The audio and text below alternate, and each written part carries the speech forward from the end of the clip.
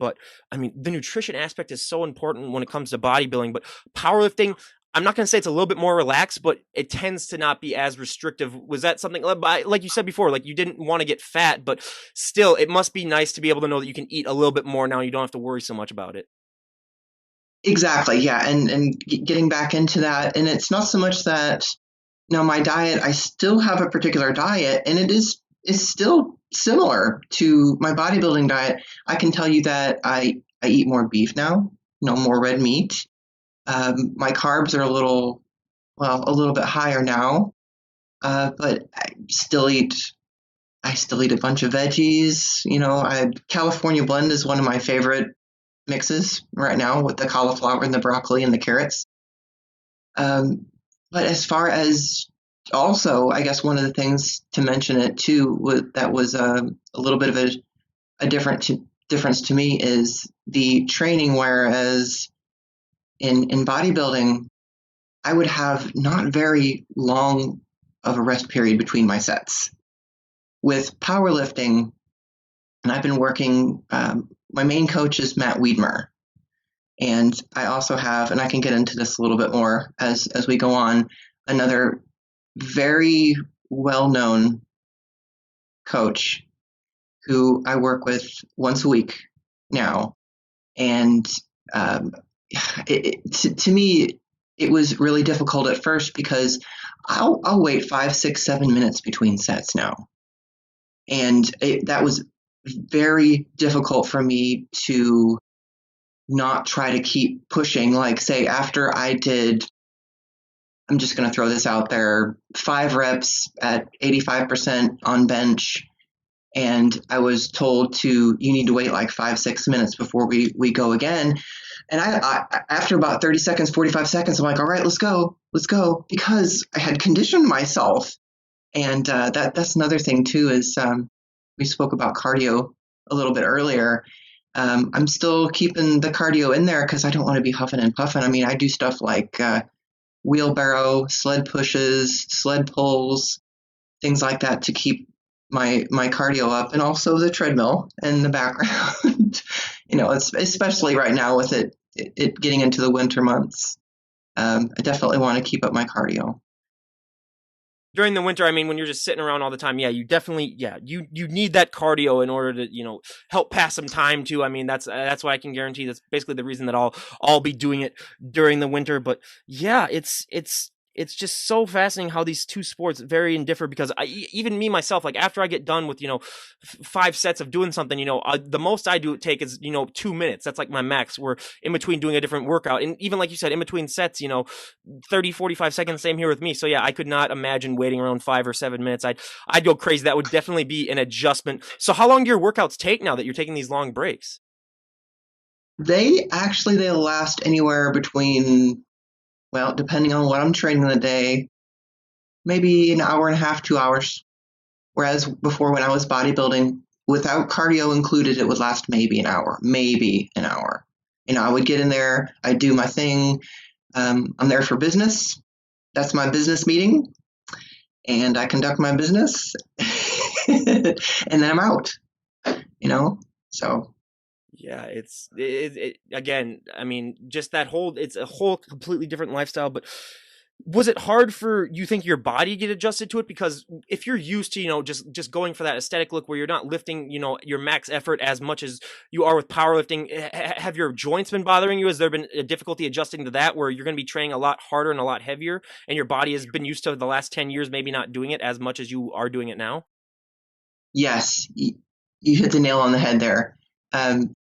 Not so much anymore, but I do have some pain, not in all my joints, but specifically in my elbow and a little bit in my shoulder, but mostly my elbow. I've got pain through my forearms, which I've also been doing some grip strength training as well, which, I mean, you kind of get that anyway. But one of the things is, like, a lot of the times when I'm holding the bar, I'm squeezing it like I'm going to bend it in half.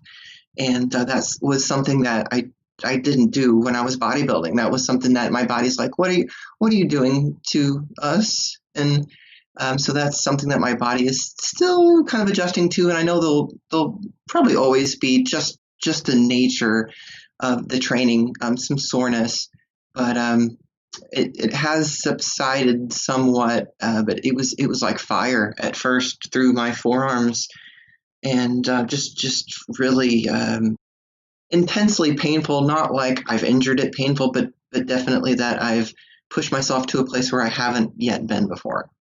Do you do any of your old bodybuilding exercises, or have you went completely over to powerlifting, or do you still like to keep a little bit of that bodybuilding routine in your workouts? I do actually. What I'll do, and I train 4 days a week, sometimes five. I'll have a day where if it's going to be squat, if it's going to be bench, if it's going to be deadlift, I will train that exercise. One of many different variations. Sometimes I'll use chains or bands, and then I'll max effort like maybe once every 3 or 4 weeks. But I actually work more the accessory first. Like, say, if I'm going to bench and I'll use bands, then immediately afterwards, I'll train my triceps. I'll train my triceps. I'll train my back as well. If I'm going to deadlift, I'll be training my hamstrings, my glutes. And that's one thing too is my coach is he's been doing it for years, and he's the head trainer at Beat Training in Cincinnati, and he really was one where when I first met him, I was like, man, this guy really knows what he's doing, and I feel very fortunate to be training with him. But he is one where we use the conjugate method, and that to me, as coming into it with a bodybuilding mentality, was is a little confusing at first. I actually haven't totally wrapped my head around the concept, but I have a lot better understanding than when I first did. Whereas when I was bodybuilding, to compare, I'd be like, all right, today's back day. And I would work different areas of my back, different variations on reps, sets, and that was that. Different exercises, maybe some weeks, but I had my meat and potatoes, I guess you're to use an analogy, my bread and butter exercises. Whereas with powerlifting, one week we could do a variation, but we won't do those same exercises like as far as accessory goes the next week. And so to me, it was like, oh, I've got a lot to learn because it was like, it seemed a little, oh, I hate to use the word haphazard, but that's the first word that comes to mind when I think about the method that we were using, because I'm like, how am I supposed to?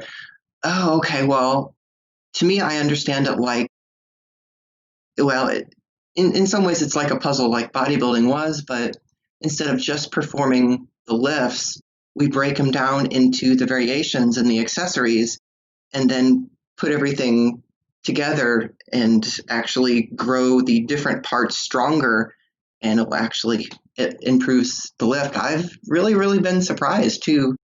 Well, I say surprised, but I've been able to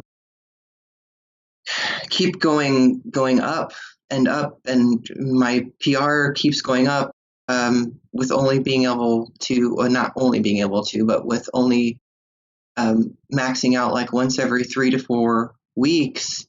It's gone up every time, and Matt had said to me, he's like, these are kind of beginner gains, I guess, for lack of a better way to say it. These are kind of beginner gains, and I have no frame of reference, so I just go out there and I do what he says to do, and I almost I'm in the mindset of, is that good? Is that good? And I feel like it kind of comes across at times that there's a false sense of modesty, but I've been enjoying the training, and I'm like, okay, if you say that that's good, you've been doing this for like 20 years, okay, that's good then.